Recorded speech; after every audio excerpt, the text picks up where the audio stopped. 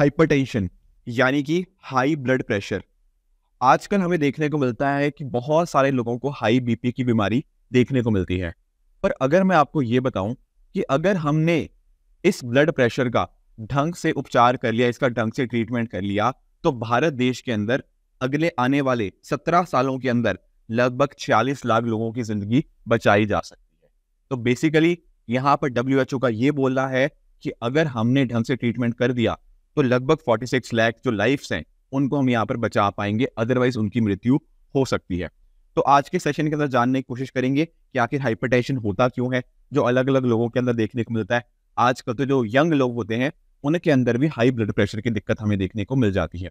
और साथ ही साथ ये भी डिस्कस करेंगे कि कैसे हम इसको टैकल कर सकते हैं और सरकार का क्या प्लान है। ये सारी बातें आज हम डिस्कस करेंगे। पहले चलते हैं। पहले एक बात आप समझो, एक होता है हमारा NFHS यानी कि नेशनल फैमिली हेल्थ सर्वे। हमारी सरकार जो है ना वो समय समय के ऊपर इस तरह के सर्वे करवाती रहती है ताकि पता लगता रहे कितने लोगों को कौन सी बीमारी है, कैसे उनको ठीक करना है। ये सारे हेल्थ हो गया, डेमोग्राफी हो गया, इस तरह की चीजें बताती रहती है। तो इस तरह की चीजों के ऊपर बहुत सारी अलग अलग जर्नल्स के अंदर कुछ ना कुछ छपता है। जैसे आप जानते होंगे लेंसेट मेडिकल जर्नल के अंदर अपने आप एक बहुत ही इंपॉर्टेंट नाम है लेंसेट जर्नल का। उसी तरह से ना एक जामा जर्नल भी हमें देखने को मिलती है। जामा क्या है? जामा है आपकी journal of American medical association. इस जामा जर्नल के अंदर ना अभी एक मुद्दा छपा है जिसके अंदर बात करी गई है हाइपरटेंशन की, यानी कि हाई ब्लड प्रेशर की। क्या कारण है इसके पीछे का, कैसे ट्रीटमेंट करनी है, कैसे इनको कंट्रोल किया जा सकता है, ये सारी बातें इस पर्टिकुलर जर्नल के अंदर अभी देखने को मिली हैं। तो सबसे पहले तो मैं आपको हाइपरटेंशन यानी कि हाई ब्लड प्रेशर के बारे में बताने की कोशिश करता हूँ। देखो, कई बार आप भी डॉक्टर के पास जाते होंगे और सुनते होंगे यार किसी का बीपी 120/80 है। ये होता क्या है 120/80? इसका अर्थ क्या होता है? जब हम बात करते हैं ना 120 की, तो ये होता है आपका सिस्टोलिक, इसको बोला जाता है मेडिकल लैंग्वेज के अंदर।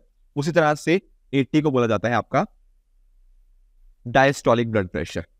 अब क्या अंतर क्या है दोनों के अंदर? दोनों के अंदर ये अंतर है कि जो पहला वाला नंबर है ये दिखाता है कि जब आपका मान लो दिल धड़क रहा है, धक धक धक धक इस तरह से जब दिल धड़क रहा है, तो उस समय के ऊपर आपका जो ब्लड है वो कितना प्रेशर डाल रहा है आपकी आर्टरीज के ऊपर, इसको बोलते हैं सिस्टोलिक। उसी तरह से जो दूसरा वाला नंबर है जो इस केस में 80 देखने को मिलता है, वो क्या है? Diastolic blood pressure. यहाँ पर क्या होता है, जब आपका दिल धड़क रहा है ना धक धक, तो बीच में थोड़ा सा टाइम है ना जब वो थोड़ा आपका दिल क्या है थोड़ी रेस्ट ले रहा है। जब वो दिल रेस्ट ले रहा है बिटवीन डिफरेंट बीट्स, उस समय के ऊपर आपका ब्लड कितना प्रेशर डाल रहा है आपकी आर्टरीज के ऊपर, ये दो नंबर्स बताते हैं। तो एक हो गया आपका सिस्टोलिक, एक हो गया डायस्टोलिक। जब इनका नंबर बढ़ जाता है उसी को हम क्या बोल देते हैं? हाइपरटेंशन या फिर हाई ब्लड प्रेशर। जैसे मान लो ये नंबर आपका 140/90 हो गया, तो अपने आप में ये नंबर बढ़ गया है, तो इसी को बोल देंगे क्या? High blood pressure. अब अक्सर कारण क्या होते हैं हाई ब्लड प्रेशर के पीछे के? देखो, कारण बहुत सारे हैं। जैसे मान लो किसी पर्सन की उम्र ज्यादा होगी तो उसको हाई बीपी हो सकता है। इसके साथ ही ना कई बार जेनेटिकली आपके फादर, आपके फोर फादर्स, वहां से ये चीज आ सकती है। उसके साथ में मोटापा। आज के समय तो आप नोटिस करो ना, जो युवा लोग हैं उनके अंदर मोटापा बड़ा बढ़ता जा रहा है, और यही एक मेजर कारण है कि यहाँ पर लोगों के अंदर जो ब्लड प्रेशर है ना वो बढ़ता हुआ हमें देखने को मिल जाएगा। साथ में आज के समय अगर आप देखोगे तो बहुत सारे लोग ना अपनी जगह से हिलजुल नहीं करते, यानी कि पूरा दिन सुबह से लेकर काम में व्यस्त रहते हैं, बिल्कुल भी खेल कूद नहीं होती, तो वो भी एक कारण बनता है। या फिर खाना इस तरह का खाते हैं जो कि ठीक नहीं होता। एंड साथ में ही अल्कोहल की कंजम्पशन, यानी कि जो दारू वगैरह होती है ये सब लोग पीते हैं, तो ये सारे रिस्क देखने को मिलते हैं। अब ऐसे समय के ऊपर अगर हमें इस चीज को कहीं ना कहीं खत्म करना है तो क्या चाहिए होगा? कहीं ना कहीं हमें अपनी दिनचर्या के अंदर कुछ बदलाव करने होंगे ताकि थोड़ा उछल कूद भी यहाँ पर हो पाए। अब थोड़ा अगर और समझने की कोशिश करें कि आखिर इस रिपोर्ट में क्या बोला गया है, तो यहाँ पर आप ना कुछ बातें देख पाओगे।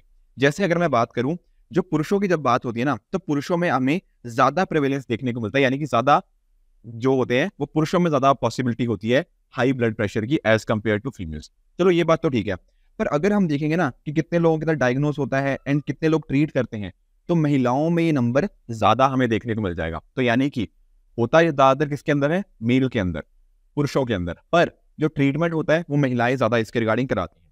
इसके साथ में जैसे मैं आपको बता रहा था ओल्ड एज, जब आपकी उम्र ज्यादा बढ़ जाती है तो उन लोगों के अंदर भी आप देखोगे ना तो हाई ब्लड प्रेशर के केसेस ज्यादा देखने को मिलेंगे एज कम्पेयर टू जो यंग लोग होते हैं। इसके साथ में ही जो लोग मान लो कभी स्कूल नहीं गए उनके अंदर भी प्रेवलेंस देखने को मिलती है। 11वीं से ऊपर वाले जो पढ़े लिखे हैं उनके अंदर भी देखने को मिलती है। फर्क पता कहाँ आता है? फर्क आता है ट्रीटमेंट के अंदर। जो लोग पढ़े लिखे नहीं होते वो ट्रीटमेंट कम करवाते हैं आपका ब्लड प्रेशर का, whereas on the other hand जो लोग 11वीं क्लास से ऊपर वाले होते हैं वो ट्रीटमेंट ज्यादा करवाते हैं। तो ये कुछ इस तरह के फर्क हैं जो यहाँ पर हमें बताए हुए हैं इस पर्टिकुलर रिपोर्ट के द्वारा। अब यहाँ पर ना एक बड़ी कुछ इंटरेस्टिंग चीजें भी यहाँ पर बताई गई हैं। इन्होंने जैसे बताया है कि जैसे इस रिपोर्ट के अंदर नॉर्थ इंडिया को कंपेयर किया गया है आपके साउथ इंडिया के साथ, तो वहां पर एक बात सामने निकल कर आई है कि साउथ इंडिया के अंदर ना ज्यादा लोग हैं जो ट्रीटमेंट करवाते हैं अपने ब्लड प्रेशर का, अदरवाइज नॉर्थ इंडिया में उतना नंबर नहीं देखने को मिलता। चलो ये तो हुआ नॉर्थ और साउथ का कंपैरिजन। इसके अलावा ना अगर एक स्टेट के अंदर आप जाओगे तो स्टेट के अंदर भी अलग अलग फर्क देखने को मिलेंगे। सर वो कैसे? जैसे मान लो कुछ डिस्ट्रिक्ट्स की बात करता हूँ, जैसे आपके सामने ये मेघालय का मैप है। मेघालय की जब मैं बात करता ना तो यहाँ पर आपको जैसे गारो हिल्स देखने को मिल जाएंगी, आपको यहाँ पर जैंतिया हिल्स देखने को मिल जाती हैं, बीच में आपको खासी हिल्स देखने को मिल जाती हैं। तो यहाँ पर भी फर्क है। अगर मैं बात करता हूँ गारो हिल्स की, तो यहाँ पर लगभग 18% लोगों को ये बीमारी देखने को मिलती है। उसी तरह से खासी के अंदर ये 29% हो जाता है, पर जैंतिया के अंदर ये 41% हो जाता है। तो यानी कहने का मतलब क्या कि नॉर्थ और साउथ इंडिया में तो फर्क था ही था, स्टेट्स के बीच में भी फर्क है, और स्टेट्स के अंदर अगर आप और अंदर जाओगे तो आपकी जो डिस्ट्रिक्ट्स है वहां पर भी फर्क है। उसी तरह से कर्नाटका की अगर मैं बात कर लूँ तो कर्नाटका के अंदर आप देखोगे जैसे यहाँ पे उडुपी डिस्ट्रिक्ट हो गया, आपका चिकमगलूर हो गया, ठीक है ना। तो यहाँ पर जो नंबर ऑफ पीपल है ना वो कंपैरेटिवली हमें देखने को मिलता है कि चेंजेस बदलाव देखने को मिलते हैं कि यहाँ पर भी डिस्ट्रिक्ट्स के अंदर भी ना सेम नंबर्स नहीं है, हर जगह पे अलग अलग नंबर्स देखने को मिलते हैं। तो अपने आप में ना डिस्ट्रिक्ट लेवल के ऊपर भी काफी ज्यादा बदलाव हमें देखने को मिल जाता है। तो कहीं ना कहीं ये जो सारी दिक्कतें हमें देखने को मिली, चाहे वो एज रिलेटेड हो गया या फिर आपकी एजुकेशन रिलेटेड हो गया, हमें इन सभी चीजों के ऊपर काम करना पड़ेगा। बाकी मोटापा तो आप जानते ही हो, मोटापा ही एक मेन कारण जो बनता है आपकी ओबेसिटी या फिर जो आपके हाइपरटेंशन हो गया उसके पीछे। अब आपके दिमाग में एक चीज आएगी कि सर हमारी सरकार ने कुछ कभी किया या नहीं किया इसके regarding. The answer is yes, बिल्कुल किया। क्या किया? IHCI। ये क्या चीज है IHCI? ये आपका होता है आपकी जो सरकार ने इनिशिएटिव लेके आई है, that is initiative to control hypertension, यानी कि इंडियन हाइपरटेंशन कंट्रोल इनिशिएटिव। ये 5 साल का इनिशिएटिव है हमारी सरकार के द्वारा, जो कहीं ना कहीं फोकस कर रहा है कि कैसे इस चीज को हम कहीं ना कहीं कम कर पाए। और यहाँ पर हमारी जो ministry of health and family welfare है ना, उसके द्वारा अलग अलग तरीके यहाँ पे अपनाए जा रहे हैं। जैसे एक तरीका उसमें क्या है, 25/25 गोल।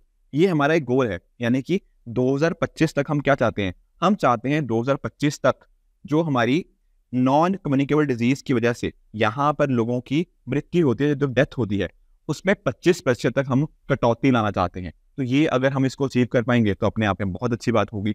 और ये ना काफी हद तक सक्सेसफुल भी रहा है। रीजन बीइंग कि अगर आप नोटिस करो, हमारी जो इस पर्टिकुलर इनिशिएटिव है उसके अंदर इंडिया को UN का एक अवार्ड भी मिला है कि हम हाइपरटेंशन को कंट्रोल करने के लिए ठीक काम कर रहे हैं। पर अभी और बहुत सारा काम करना हुआ बचा हुआ है। साथ में डायबिटीज को भी हम यहाँ पे टैकल करने की कोशिश कर रहे हैं। कोशिश है कि हम ना लगभग 7.5 करोड़ इतने लोगों को यहाँ पर 2025 तक ट्रीटमेंट दे, जो कहीं ना कहीं आपके या तो हाइपरटेंशन से या डायबिटीज से जो पीड़ित है उनको यहाँ पे किया जाए। तो बेसिकली फोकस ये है कि पहले तो लोगों को अवेयरनेस जनरेट करें, उनको बताएं कि हाँ यार आपको हाइपरटेंशन की दिक्कत हो सकती है। जब वो अपने ट्रीटमेंट के लिए आएंगे उनके पास प्रॉपर ट्रीटमेंट अवेलेबल हो, ताकि ये जो मैं बात कर रहा था ना कि 46 लाख जिंदगियां जो हमें बचानी है बाय 2040, उस टारगेट को हम अच्छे से अचीव कर पाएं। तो ये था आज का टॉपिक। आई होप आपको जो भी मुद्दा था हाइपरटेंशन का पूरा अच्छे से समझ आया होगा। साथ में ही ये जो रिपोर्ट है नेशनल फैमिली हेल्थ सर्वे, ये सारे मुद्दे भी आपको यहाँ पे समझ आए होंगे। इसी तरह की और भी बहुत सारी इन्फॉर्मेटिव वीडियोस के लिए आप देखते रहिए Gyankosh. Thank you so much.